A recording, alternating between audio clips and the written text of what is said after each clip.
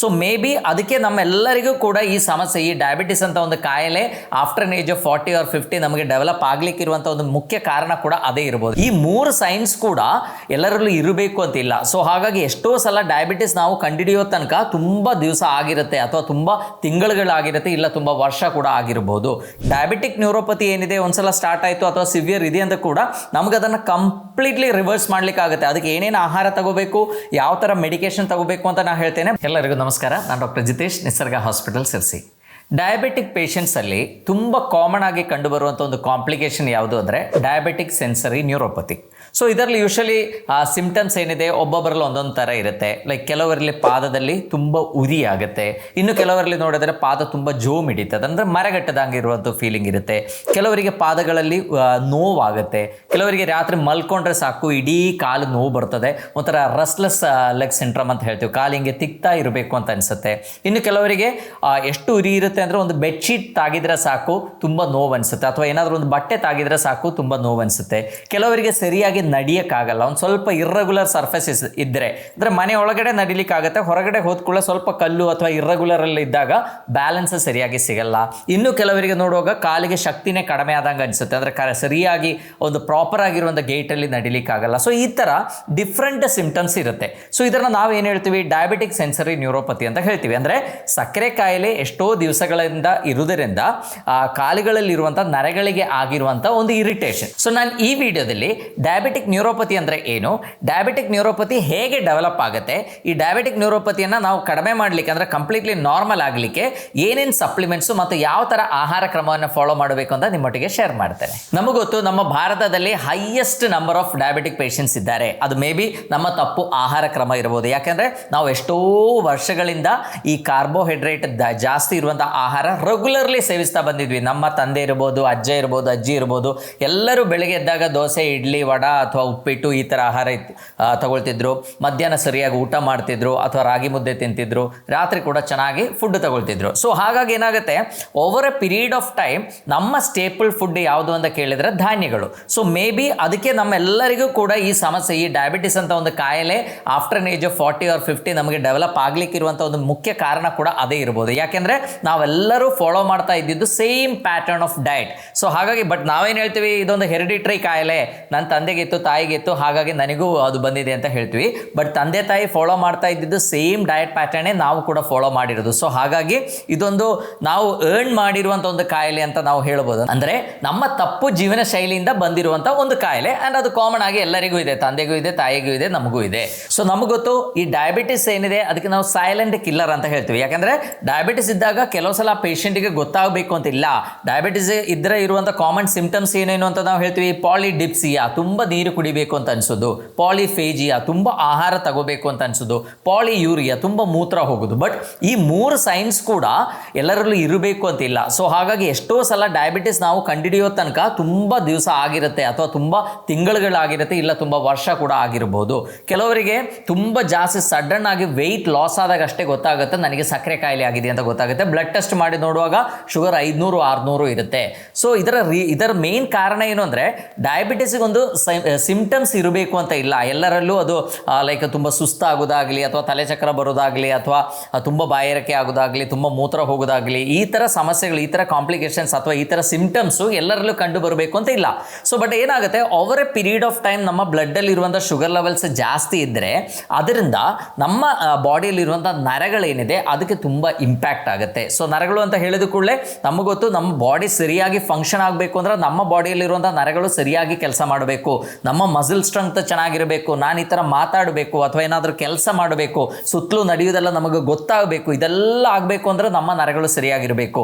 So mainly ನಮ್ಮ ನೇಚರ್ಗೆ, ನಮ್ಮ ಸುತ್ತಮುತ್ತಲನ್ನು ನಮ್ಮ ಬಾಡಿಗೆ ಕನೆಕ್ಟ್ ಮಾಡುವಂಥ ನರಗಳಿಗೆ ನಾವೇನು ಹೇಳ್ತೀವಿ, ಸೆನ್ಸರಿ ನರ್ವ್ಸ್ ಅಂತ ಹೇಳ್ತೀವಿ. ಈ ಸೆನ್ಸರಿ ನರ್ವ್ಸ್ ಏನು ಮಾಡುತ್ತೆ, ಎಲ್ಲ ನಮ್ಮ ಸುತ್ತಮುತ್ತಲು ಇರುವಂಥ ಎಲ್ಲ ಇಂಪಲ್ಸಸ್ಸನ್ನು ಕಲೆಕ್ಟ್ ಮಾಡಿ ನಮ್ಮ ಬ್ರೈನಿಗೆ ಕಳಿಸುತ್ತೆ. ಅಲ್ಲಿ ಅದು ರಿಲೇ ಆಗುತ್ತೆ, ಬ್ರೈನ್ ಅದನ್ನು ಪ್ರಾಸೆಸ್ ಮಾಡುತ್ತೆ, ಐಡೆಂಟಿಫೈ ಮಾಡುತ್ತೆ. ನಾವು ಯಾವ ಥರ ರಿಯಾಕ್ಟ್ ಮಾಡಬೇಕು ಅಂತ ಬ್ರೈನ್ ಡಿಸೈಡ್ ಮಾಡಿ ಅದು ನಮ್ಮ ಮೋಟಾರ್ ನರ್ವ್ಸ್ಗೆ ಕಳಿಸಿ ಏನು ಮಾಡ್ತೀವಿ, ನಮ್ಮಲ್ಲಿ ಒಂದು ಆ್ಯಕ್ಷನನ್ನು ಕ್ರಿಯೇಟ್ ಮಾಡುತ್ತೆ. ಸೊ ಈ ಡಯಾಬಿಟಿಸ್ ಇದ್ದಾಗ ಏನಾಗುತ್ತೆ, ನಮ್ಮ ಬಾಡಿಯಲ್ಲಿರುವಂಥ ಈ ಸೆನ್ಸರಿ ನರಗಳೇನಿದೆ ಅದಕ್ಕೆ ಒಂದು ಪೆಟ್ಟಾಗುವಂಥ ಸಾಧ್ಯತೆ ಇದೆ. ಸೊ ಯೂಶಲಿ ಡಯಾಬಿಟಿಸ್ ಇದ್ದವರು ಡೆವಲಪ್ ಮಾಡುವಂಥ ಒಂದು ಸಬ್ಜೆಕ್ಟಿವ್ ಆಗಿ ಫೀಲ್ ಆಗುವಂಥ ಒಂದು ಕಾಂಪ್ಲಿಕೇಶನ್ ಯಾವುದು ಅಂತ ಕೇಳಿದರೆ ಡಯಾಬಿಟಿಕ್ ನ್ಯೂರೋಪತಿ. ತುಂಬ ಜನರಲ್ಲಿ ನಮಗೆ ಗೊತ್ತು, ಡಯಾಬಿಟಿಸ್ ಇದ್ದವರಿಗೆ ಫ್ರೋಸನ್ ಶೋಲ್ಡರ್ ಪ್ರಾಬ್ಲಮ್ ಕೂಡ ಬರುತ್ತೆ.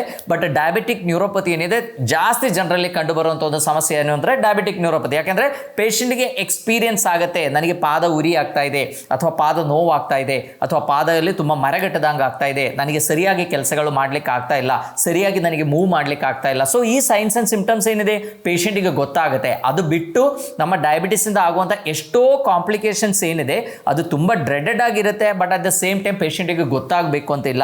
ಈಗ ಡಯಾಬಿಟಿಕ್ ನೆಫ್ರೋಪತಿ ನಮಗೆ ಗೊತ್ತಾಗಬೇಕು ಅಂತಿಲ್ಲ. ನಾವು ಎಲ್ಲೋ ಒಂದು ಬ್ಲಡ್ ಟೆಸ್ಟ್ ಮಾಡಿದಾಗ ನಮಗೆ ಗೊತ್ತಾಗುತ್ತೆ ನಮ್ಮ ಕ್ರಿಯಾಟಿನ್ ಲೆವೆಲ್ ಏನಿದೆ 2-3 ಆಗಿಬಿಟ್ಟಿದೆ, ಕಿಡ್ನಿ ಮ್ಯಾಕ್ಸಿಮಮ್ ಡ್ಯಾಮೇಜ್ ಆಗಿದೆ ಅಂತ ಗೊತ್ತಾಗುತ್ತೆ. ಸೊ ಈ ಡಯಾಬಿಟಿಕ್ ನ್ಯೂರೋಪತಿ ಏನಿದೆ ಅದು ನಮಗೆ ಡೆವಲಪ್ ಆದರೆ ನಾವು ಅರ್ಥ ಮಾಡ್ಕೋಬೇಕು, ಓಕೆ ನಮ್ಮ ಈ ಡಯಾಬಿಟಿಸ್ ಅಥವಾ ನಮ್ಮ ಸಕ್ಕರೆ ಅಂಶ ನಮ್ಮ ರಕ್ತದಲ್ಲಿ ಜಾಸ್ತಿ ಇದ್ದಿದ್ದಕ್ಕೆ ಅದು ಕಾಂಪ್ಲಿಕೇಶನ್ಸ್ ಸ್ಟಾರ್ಟ್ ಆಗಿದೆ. So we have to be more cautious. ಅದಕ್ಕಿರುವಂಥ ಪ್ರಿವೆನ್ಷನ್, ಅದಕ್ಕಿರುವಂಥ ಪ್ರಿಕಾಷನ್ಸ್ ನಾವು ಕರೆಕ್ಟಾಗಿ ತಗೊಂಡ್ರೆ ಮಾತ್ರ ಮುಂದೆ ಏನೂ ಸಮಸ್ಯೆಗಳಿಲ್ಲದೆ ನಮಗೆ ಆರಾಮಾಗಿ ಇರಲಿಕ್ಕಾಗುತ್ತೆ. ಆ್ಯಂಡ್ ಈ ಡಯಾಬಿಟಿಕ್ ನ್ಯೂರೋಪತಿ ಏನಿದೆ ಅದು ನಮಗೆ ಕಂಪ್ಲೀಟ್ಲಿ ರಿವರ್ಸ್ ಮಾಡಲಿಕ್ಕೂ ಕೂಡ ಆಗುತ್ತೆ.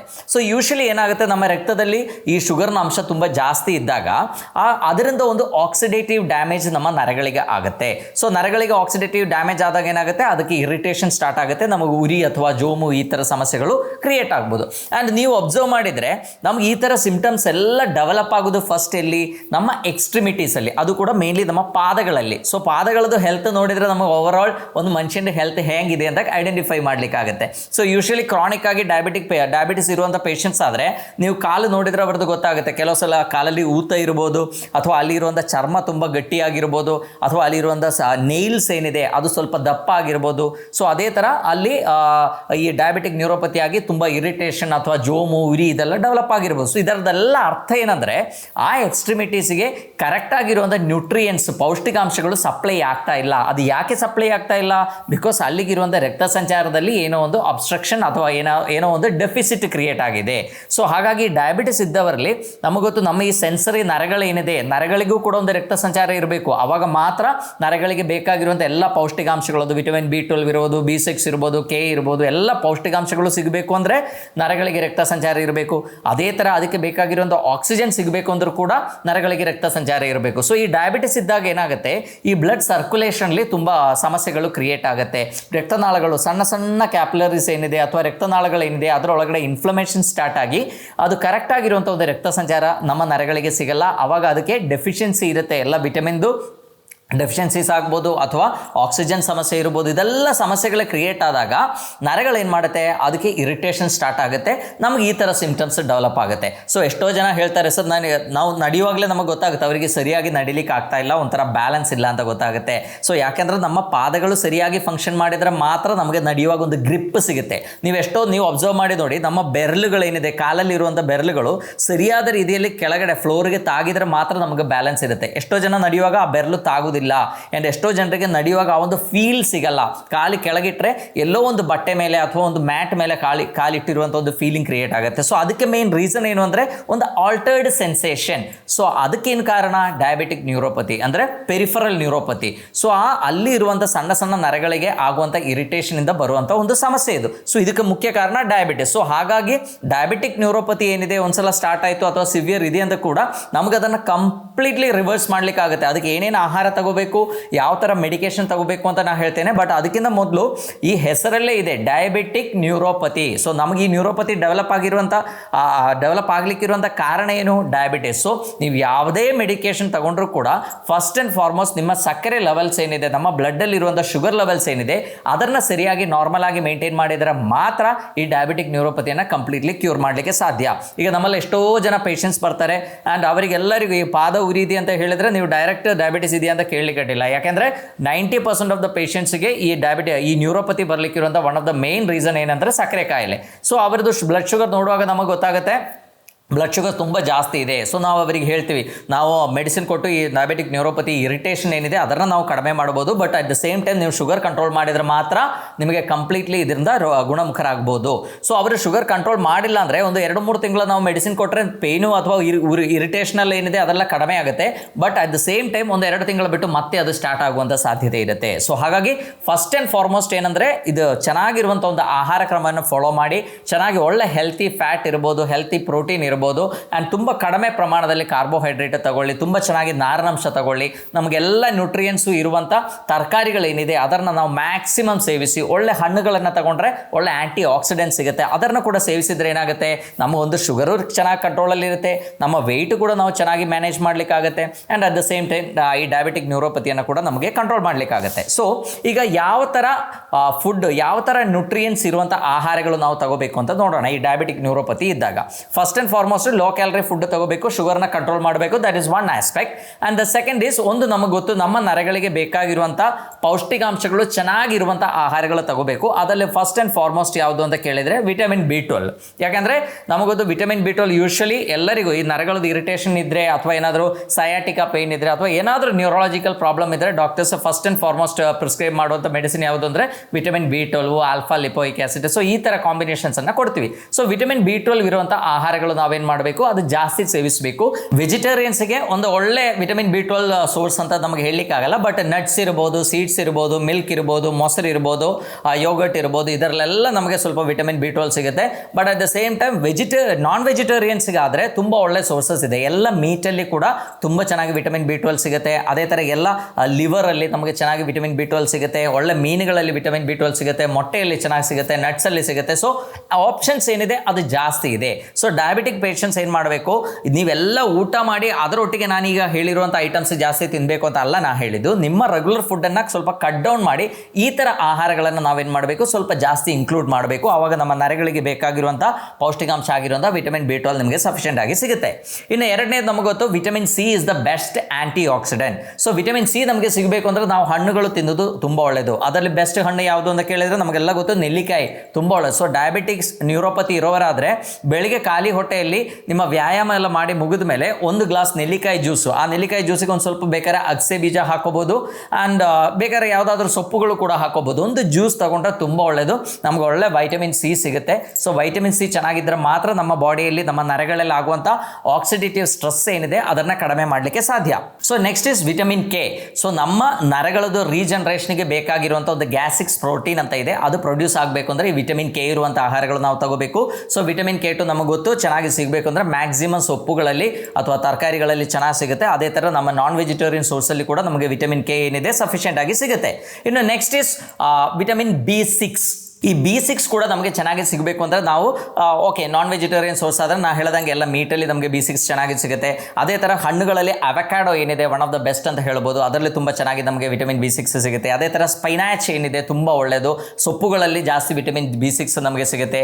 ಅದೇ ಥರ ಬಾಳೆಹಣ್ಣು ತುಂಬ ಒಳ್ಳೆಯದು. ಸೊ ತುಂಬ ಜನರಿಗೆ ಒಂದು ತಪ್ಪು ಕಲ್ಪನೆ ಇದೆ, ಡಯಾಬಿಟಿಸ್ ಇದ್ದವರು ಬಾಳೆಹಣ್ಣು ತಿನ್ನಲೇಬಾರ್ದು ಅಂತ. ಹಾಗೆಲ್ಲ ಓವರಾಲ್ ನಮ್ಮ ಕ್ಯಾಲರಿ ಇಂಟೇಕ್ ಏನಿದೆ ಅದನ್ನು ನಾವು ರೆಗ್ಯುಲೇಟ್ ಮಾಡಬೇಕು. ಸೊ ನಾವು ಓವರಾಲ್ ಕನ್ಸ್ಯೂಮ್ ಮಾಡುವಂಥ ಧಾನ್ಯಗಳನ್ನು ಕಮ್ಮಿ ಮಾಡಿ ಒಂದು ಬಾಳೆಹಣ್ಣು ತಗೊಂಡ್ರೆ ಏನಾಗುತ್ತೆ, ಒಂದು ನಮ್ಮ ಮೋಷನ್ ಕ್ಲೀನ್ ಆಗಲಿಕ್ಕೆ ತುಂಬ ಹೆಲ್ಪ್ ಆಗುತ್ತೆ. ಸೊ ಮೋಷನ್ ಕ್ಲೀನ್ ಆದಾಗ ಬಾಡಿದು ಟಾಕ್ಸಿಸಿಟಿ ಏನಿದೆ ಅದು ಕಡಿಮೆ ಆಗುತ್ತೆ. And at the same time ಬಾಳೆಹಣ್ಣು ತುಂಬ ಫಿಲ್ಲಿಂಗ್ ಕೂಡ ಹೆಲ್ಪ್ ಆಗುತ್ತೆ, ಅಂದರೆ ಬೇಗ ಹೊಟ್ಟೆ ತುಂಬಿದ್ದೊಂದು ಫೀಲಿಂಗ್ ಬರುತ್ತೆ.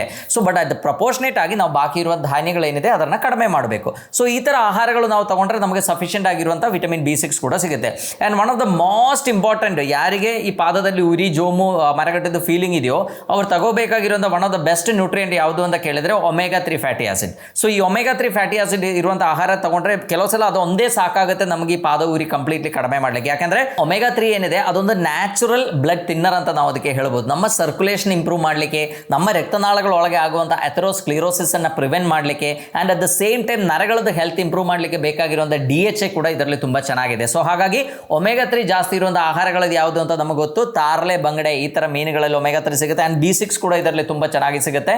ಆ್ಯಂಡ್ ವೆಜಿಟೇರಿಯನ್ ಸೋರ್ಸಸ್ ಆದರೆ ಅಗಸೆ ಬೀಜ ಇರ್ಬೋದು, ನಟ್ಸ್ ಇರ್ಬೋದು, ಇರ್ಬೋದು, ಸೀಡ್ಸ್ ಇರ್ಬೋದು, ಬಸ್ಲೆ ಸೊಪ್ಪು ಇರ್ಬೋದು, ಈ ಥರ ಇದರಲ್ಲಿ ಕೂಡ ಈ ಥರ ಆಹಾರದಲ್ಲಿ ಕೂಡ ನಮಗೆ ಏನಾಗುತ್ತೆ ಒಮೆಗಾ 3 ಫ್ಯಾಟಿ ಆಸಿಡ್ ಏನಿದೆ ನಮಗೆ ತುಂಬ ಸಫಿಷಿಯೆಂಟ್ ಆಗಿ ಸಿಗುತ್ತೆ. ಇನ್ನೊಂದು ಮೋಸ್ಟ್ ಇಂಪಾರ್ಟೆಂಟ್ ಆಗಿರುವಂಥ ನ್ಯೂಟ್ರಿಯೆಂಟ್ ಯಾವುದು ಅಂತ ಕೇಳಿದ್ರೆ ಮೆಗ್ನೀಷಿಯಂ. ನಮ್ಗೆ ಗೊತ್ತು ಮೆಗ್ನೀಷಿಯಂಗೆ ನಾವು ಕಾಮಿಂಗ್ ಮಿನರಲ್ ಅಂತ ಹೇಳ್ತೀವಿ. ನಮ್ಮ ನರಗಳಲ್ಲಿ ಆಗುವಂಥ ಇರಿಟೇಷನ್ ಕಡಿಮೆ ಆಗ್ಲಿಕ್ಕೂ ಅದು ಹೆಲ್ಪ್ ಆಗುತ್ತೆ. And at the same time ನಮಗೆ ಒಳ್ಳೆ ಒಂದು ಕ್ವಾಲಿಟಿ ಸ್ಲೀಪ್ ಕೂಡ ಸಿಗಲಿಕ್ಕೆ ಮೆಗ್ನೀಷಿಯಂ ತುಂಬ ಒಳ್ಳೆಯದು. ಯಾಕಂದರೆ ಎಷ್ಟೋ ಜನರಲ್ಲಿ ನಾವು ನೋಡ್ತೀವಿ, ನಾವು ಆಹಾರ ಎಷ್ಟೇ ಕಂಟ್ರೋಲ್ ಮಾಡಿದರೂ ಕೂಡ ನಮಗೆ ಬ್ಲಡ್ ಶುಗರ್ ಕಂಟ್ರೋಲ್ ಆಗಬೇಕು ಅಂತಿಲ್ಲ. ಅದಕ್ಕೆ ಮೇನ್ ರೀಸನ್ ಏನಂದರೆ ಅವರಿಗಾಗಿರುವಂಥ ಸ್ಟ್ರೆಸ್ ಇರ್ಬೋದು, ಅವರಿಗಿರುವಂಥ ನಿದ್ರಾಹೀನತೆ ಸಮಸ್ಯೆ ಇರ್ಬೋದು. ಯಾಕಂದರೆ ನಿದ್ರಾಹೀನತೆ ಸರಿಯಾಗಿ ಒಂದು ನಿದ್ರೆ ಆಗಿಲ್ಲ ಅಂದರೆ ನೆಕ್ಸ್ಟ್ ಡೇ ನೀವು ಚೆಕ್ ಮಾಡಿ ನೋಡಿ, ನಿಮ್ಮ ಶುಗರ್ ಜಾಸ್ತಿ ಆಗಿರುತ್ತೆ, ನಿಮ್ಮ ಸ್ಟ್ರೆಸ್ ಲೆವೆಲ್ ಕೂಡ ಜಾಸ್ತಿ ಇರುತ್ತೆ. ಸೊ ಹಾಗಾಗಿ ಒಳ್ಳೆ ಒಂದು ಸೌಂಡ್ ಸ್ಲೀಪ್ ಸಿಗಬೇಕು. ಅದರೊಟ್ಟಿಗೆ ನಮ್ಮ ಕಾಲಲ್ಲಿ ಅಥವಾ ನಮ್ಮ ಬೆರಳುಗಳಲ್ಲಿ ಆಗಿರುವಂಥ ಇರಿಟೇಷನು ಕಡಿಮೆ ಆಗಬೇಕು ಅಂದರೆ magnesium can play A very major role. So ನೀವು ಬೆಳಗ್ಗೆ ನಾನು ಹೇಳ್ದಂಗೆ ನೆಲ್ಲಿಕಾಯಿ ಜ್ಯೂಸ್ ಒಂದು ದಿವಸ ತಗೋಬೋದು, ವಿಟಮಿನ್ ಸಿ ತುಂಬ ಚೆನ್ನಾಗಿ ಸಿಗುತ್ತೆ.